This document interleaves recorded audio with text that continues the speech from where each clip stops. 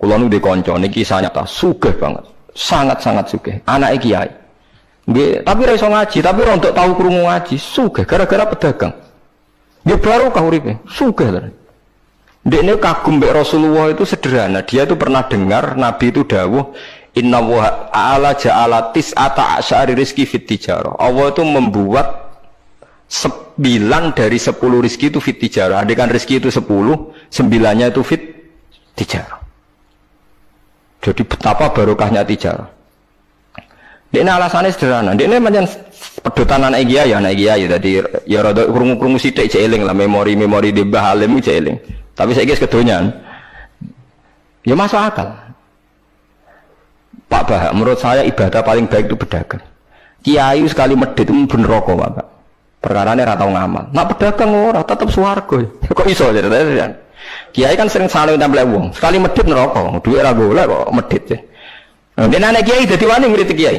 Lah pedagang medhit lah tetap lomo Pak. Misalnya aku pedagang medhit, tetap bayari supir, bayari satpam, bayari tukang pel, karyawan. Karena nak tak bayari ra gelem kerja, nak ra kerja aku malarat. Jadi pedagang medhit lah kan tetap bayar UMR kan. Jadi pedagang ora iso medhit Bapak, gelem ra gelem bayar. Mulane barokah untuk rezeki songo iku jare. Yo medhit itu praktekno tenan dene, tapi dene ndek keyakinan medhit itu tetap barokah. Dan saya setuju Bang dengan pendapat dia. Lan kanca-kanca sing meragim iki nek kepengin medhit barokah iku dagang. Wis aku bayang medhit lah, asal tetap bayar gaji lho, nggih nang medhite kebablas. Lho nggih to pedagang iku sak medhit-medhit asal bayar gaji kan barokah to nggih. Artinya simbiosis rezekinya akan kemana-mana kan? Saling ke bis.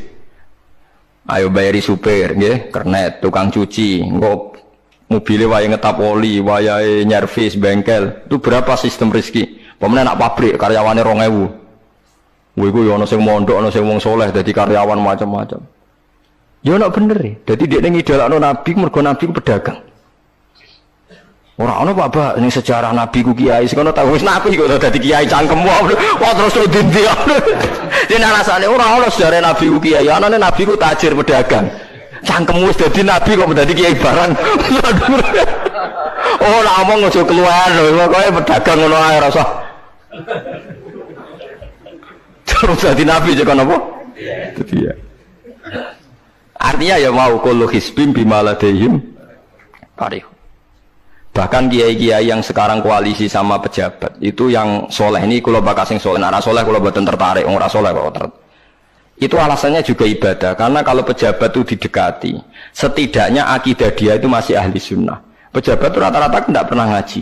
Dia taunya Islam NU atau Muhammadiyah, ahli sunnah. Itu ya taunya dari kiai NU atau Muhammadiyah.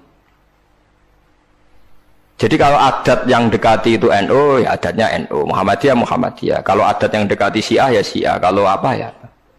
Nah kalau semua kiai-kiai NU, Muhammadiyah atau kiai-kiai ahli sunnah yang lain, ya karena itu tidak mau dekati, lala sing dekati itu aliran sesat misalnya. Nanti cara berpikir dia juga aliran apa? Sesat. Berarti sing dekati ini ibadah atau musibah? Mboten jawab mau. Ibadah. Dia tuh yakin betul. Bahkan saya pernah ketemu kiai yang begitu dekat pejabat, dia yakin. Jadi aku tetap wali. Banyak juga. Yang memang dia wali betul, orang-orang hebat betul, cuma manfaatan.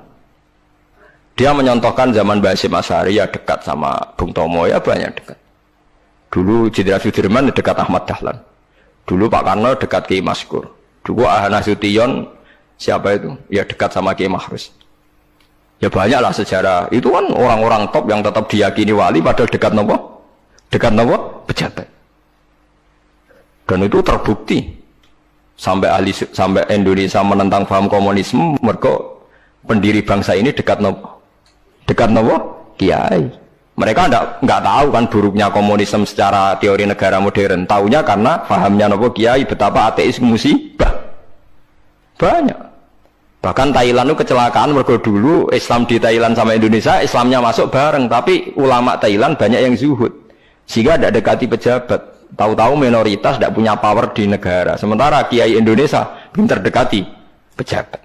Kulo bakas sing soleh lho, sampean ora usah terus ono kiai iki mu proposal mboten iki bakas sing soleh, niki bakas sing napa? Soleh. Saya pernah baca biografinya Mbah Soleh Darat. Itu diantara yang diyakini keluarga besar Mbah Bae R.A. Kartini itu ngajinya sama Mbah Soleh Darat.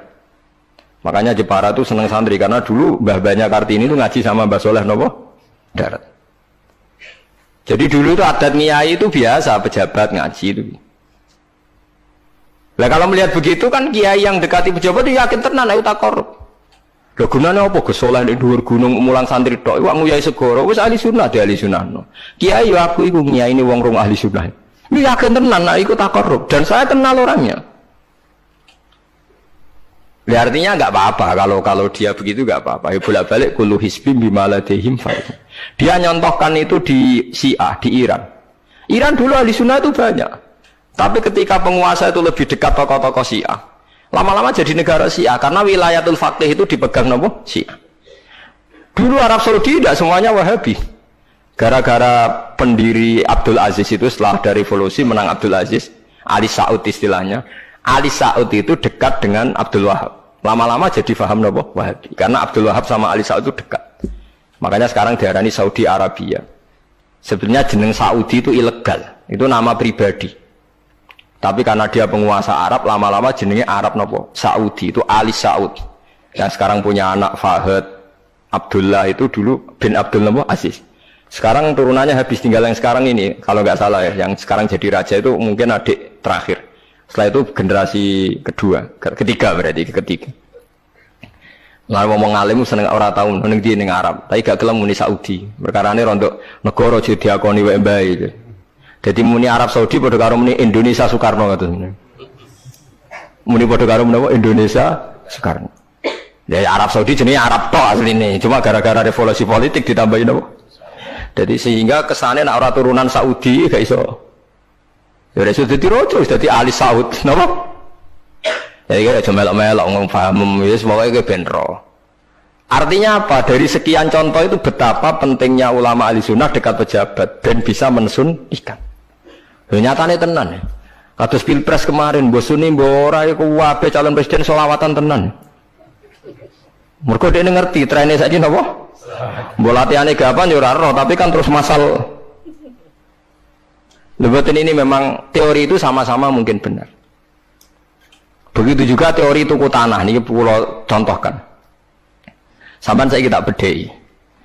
Ono tanah pinggir Ratan, pinggir Malioboro misalnya. Pinggir Malioboro. Mustafa Beruhen itu ahli dakwah terus ngandani. Niki ampun nggih maksiat itu dosa. Jenengan cangkruk teng mriki katokan cekak wong wedok maksiat dosa. Nek ra diencepi. Kamu siapa kok berani? Lu siapa kok wani ngeloroi aku? Jajal misalnya Mustafa Suge di desa miliar buat sak triliun. Tanah ning kono iku dituku kabeh. Bareng ngono ana wong katokan cekak maksiat ning kono. Kowe aja ning kene, Nduk. Kamu siapa? Sing duwe. Bareng. Gampang ndi nganggo dakwah kiai ambek tuku. Jawab mawon sing. Lah ini dakwah bil hikmah ambek bil mal cepet ndi? Bilmal kan, dan itu ya tidak menyalahi Quran wajah itu di amwaliku. Mulane kula termasuk ngrasa dosa perkara ora sugih nganti ngoten niku paham. Tapi nek aku sugih nganti ngono ora sida kalih ngoten iki. Mulane kula niku ya apike separo ngoten mawon. Lah sing sugih ora ngape mergo karep tuku. Mulane niki sing santri kula sing sugih-sugih nak kuat iku tuku tanah sing potensi dienggo maksiat. Nahi mungkar paling cepet niku niku. Mergo anggere takoki lu siapa? Sing duwe iku leren wis. Lho nggih to nggih. Gon-gon dalan sing dienggo maksiat, mbok loro tok kan suwi, tapi nek mbok tuku, terus tetep dienggo. Nak ngusir kan gampang. Lu siapa kok ngusir? Sing duwe. Gampang ndi? Ha mulane mulai dhisik agama ora iso ninggal wong sugih. Bilal iku melarat. Dadine wali mergo melarat sabar ning tauhid. Tapi sing nyelametno donyane Abu Bakar. Jadi pancen mlakoni agama yo kombinasi melarat ambek sugih. Mulane sing melarat ora usah ndonga sugih perkara ini nggo kombinasi. Tapi nek wis bosen banget yo oleh lah maksudnya iki. Nak ndonga enten apa Gusti contoh melarat mboten kula nggih mun wonten lho Gusti. Kadosnya ndak mendesak harus saya, ndak mendesak harus apa? Saya. Kita kula mun suwi yo Gusti dadi contoh mun apa? Paham ya, terus nahi mungkar niku nggih wonten istihade dadi. Nggih sama nahi mungkar dalam politik nggih ngoten. Dulu di Rembang juga banyak lokalisasi. Kalau masih ingat kecil saya dan ya kuat karena di backing oknum-oknum tertentu. Tapi ketika bupati itu mulai dekat kiai. Pernah era kakak saya kandung itu wakil bupati. Setelah itu anaknya Kiai Khalil. Sekarang itu teman saya malah yang jadi bupati. Itu ya rubahnya luar biasa karena ya guyonan mereka paling nyai Gus dakwai kesuwen. Bupati gampang Gus gawe SK ngongkon Satpol PP. Artinya jangan kira orang-orang baik yang lewat pejabat itu tidak kalah kontribusinya, ya banyak juga. Ini bakas sing soleh loh, ini bakas sing napa? Soleh. Artinya kullu hisbin bima ladaihim farihun. Yang yakin dengan kebaikan bentuk ini juga banyak. Kowe aja mau meyakini dhewe apik kok Mustofa, langgare cilik tetep istiqomah, nak bar wiridan karo donya. Iku ya apik, tapi dene ya ben yakin bener dhewe ben terus. Lah dene yakin terus calon bupati malah dadi kan. Tapi jangan merasa benar sendiri. Ya yakin saja kalau dia benar. Tapi jangan yakin benar sendiri karena dia tidak bisa bikin SK untuk membubarkan tempat maksiat. Utawa oleh suatu tanah sing dienggo napa? Maksiat. Jadi pilihannya bubarno niku. Nah sampean takok, lah nek ulama ra kalah, goblok kena ulama kalah. Ulama tetap paling bener. Perkarane piye? Wong sugih mau iso ngusir wong maksiat kok tanahe ning tanah liya, tapi nek iso ngilangno maksiat mentale wong iku. Lha iku sing rada betah ngilangno sak mentale iku ulama. Mulane ulama takoki, "Lah kok iso tapi sampean ra iso ngusir kok nggon maksiat, tapi mau pindah tok wong tetep maksiat." Lah sing iso nobatno lho. Ulama, ya rada menang-meneh maksudnya ya rada lumayan. Mulane kula nganti saiki cek susah, kula nanti maca kitab ana cerita, muga-muga ora bener cerita iku, tapi kula kadung maca, ajane nyesal kula maca niku. Tapi kula kadung napa maca. Dadi ana wong mati syahid, wong melarat, wong lomo sugih ambek kiai alim niku ning pintu swarga. Wis jelas mlebu swarga. Lha iso bantah-bantahan. Jare sing mati syahid saya dulu karena jelas di hadis-hadis sahih itu mati syahid itu spesial. Jadi saya paling berhak masuk dulu. Jare sing melarat enggak. Di hadis-hadis orang melarat sabar itu spesial, jadi saya dulu. Jadi sing sugih ndak, orang kaya dermawan itu spesial, jadi saya dulu. Ulamae menengae roh wong telu goblok bantah-bantahan ulamae menengae. Bareng menengae, ulamae wong jan ulama kan ya meneng, ndekne lah ya bingung karena ulama kan banyak pertimbangan, sing marahi iku ndekne kabeh. Akhirnya Allah ngutus Jibril, ya Jibril. Beri keputusan sama mereka. Ya Jibril kan malaikat paling terpelajar. Jibril takok. Hei kira sabar, kowe karo nak kira sabar mlebu swarga, jare sapa? Jarine ulama. Aja disiki gurum ya. Nggih, sepakat berarti satu sepakat. Sugih dermawan, kowe karo nak ngono iku apik, jare sapa? Nggih jare kiai. Aja disiki gurumu. Berarti dua sepakat. Paham nggih? Mati syahid, kowe karo nak syahid ganjarane gede. Kata Pak ulama, aja disiki gurumu. 3 orang ini sudah ikhlas ulamanya dulu karena 3 orang tahu itu dari apa ulama. Ya berarti sepakat kan ulamanya dulu, ya Jibril kita sepakat. Ulamanya sira gelem. Masalah sing mondokno kula niku. Gitu. Sampai sing melarat itu gerutu, sing sugih menangan mulai dulu kan itu akhirat. Karena ada sing ulama iku ora wani disiki sing biayai iku ora wani. Kenapa kok mandek niku Jibril sing biayai kula niku. Akhirnya balik si menang kan sama seperti hukum dunia kan wong sugih menangan. Wah kalau cerita itu muga-muga ora tenan. Niku kula kadung maca, ora digetun lho maca cerita itu. Karena akhirnya ulamanya kalah kan pas padahal 3 orang ini sudah sepakat.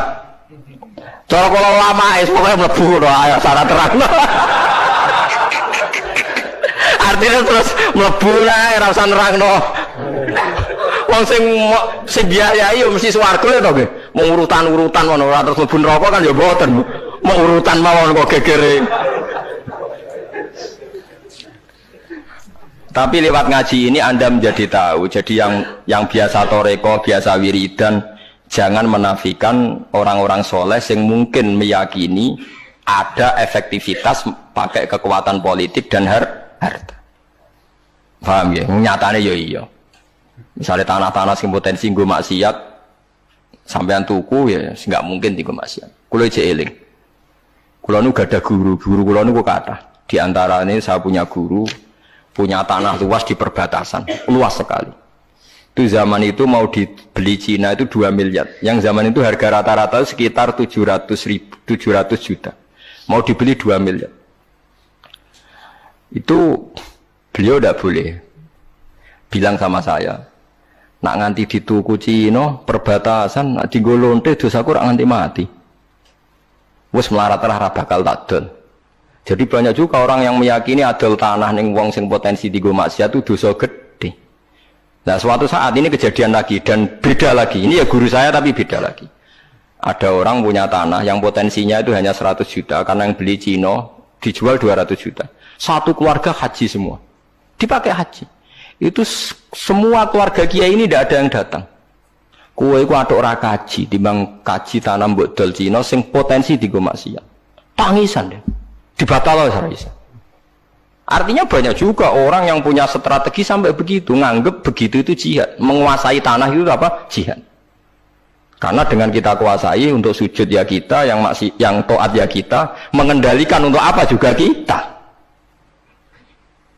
Oke, dengan kita punya kan mengendalikannya ya kita, untuk apa ya kita. Dengan tidak punya, ya tidak kita kan. Nah, nanti cerita kan terus wong melarat ke atas kulo rugen kan musibah tenan. Wong kulo yo ora tau duwe akeh. Tapi masalahnya kulo rapati nyesal. Misalnya kulo niku kan terus lewat jalur ulama. Sing nyesal kan rugen. Jalur apa terus? Wiridan kan, wiridan ra kuat suwe kodho kulo. Kulo dijajahi toriko ora tau tak lakoni Gus. Kulo nak wiridan mboten apa betah. Terus jalur apa? Kene sabar mau kan. Lah iku kudu ikhlas kalah meneh ning swarga, paham ya? Mergo kok kiyaine ya dhisikna sapa? Wong sugih. Tapi cerita iku ya aku ya ora percaya, tapi masuk akal. Kulo niku ya wah. Sampeyan percaya gak?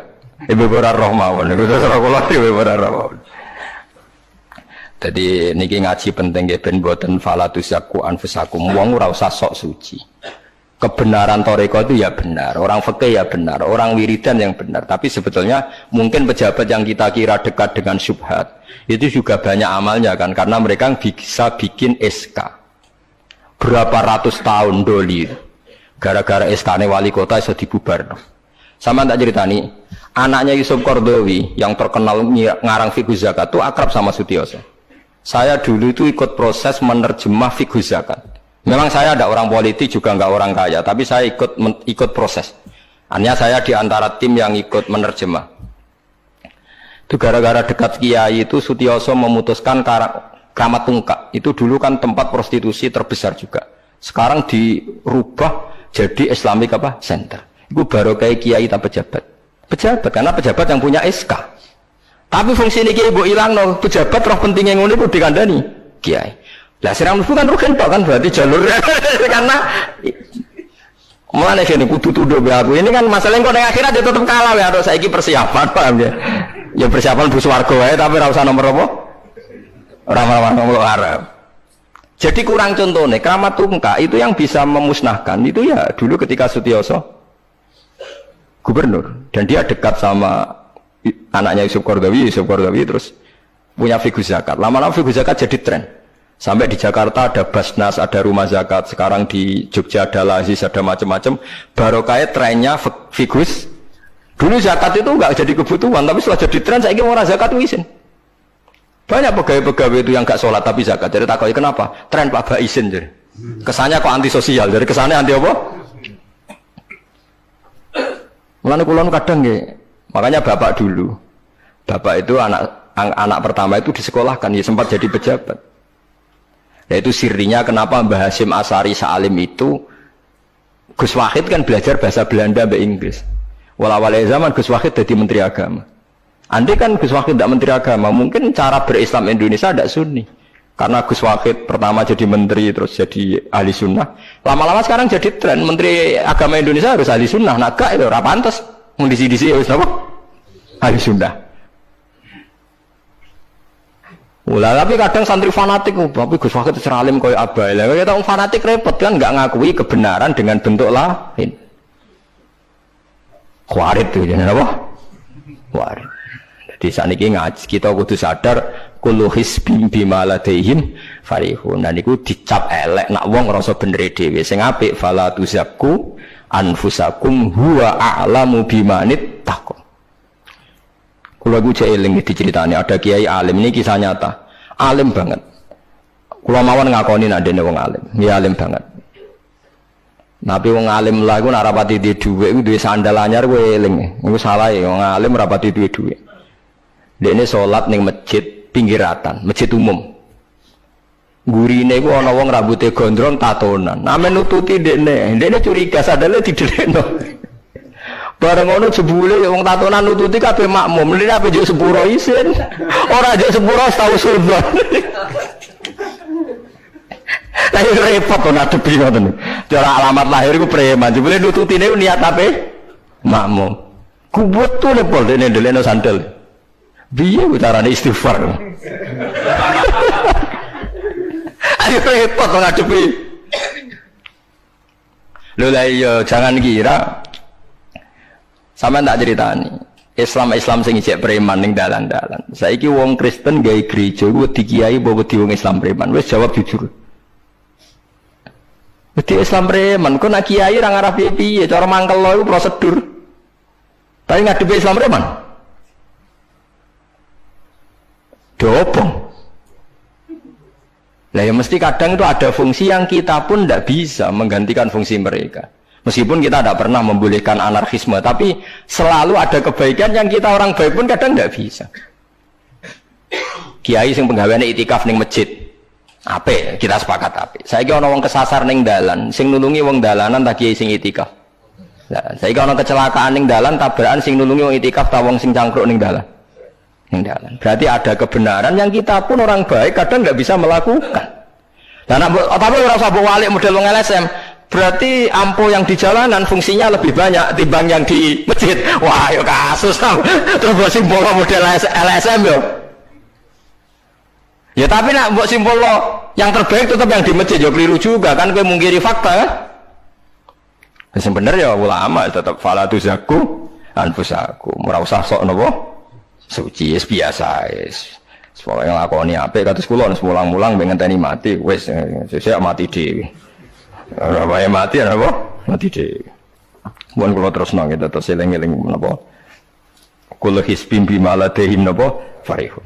Bal qulubuhum balik utawi atine kufar, ayil kufaru tegese utawi atine wong kafir fi khamratin ing dalam kebodohan jalat tegese kebodohan. Min hadza saking ikilah Quran. Wong kafir ku blas gak gelem pahami Quran. Walahum lan tetap kedue kafir amal te ana kelakuan min duni dalika kang ora kelakuan sing kaya dilakoni wong mukmin. Dadi wong kafir wis ora paham Quran duwe kelakuan sing elek sing ora padha mek sing dilakoni wong mukmin. Ilmu kuri kang disebut mukminin akeh pira-pira mukmin. Hum kang te kufar lah maring amal wa amiluna iku nglakoni kabeh. Fa yu'adzabuna mongko den siksa sapa kufar alih ing atase amal.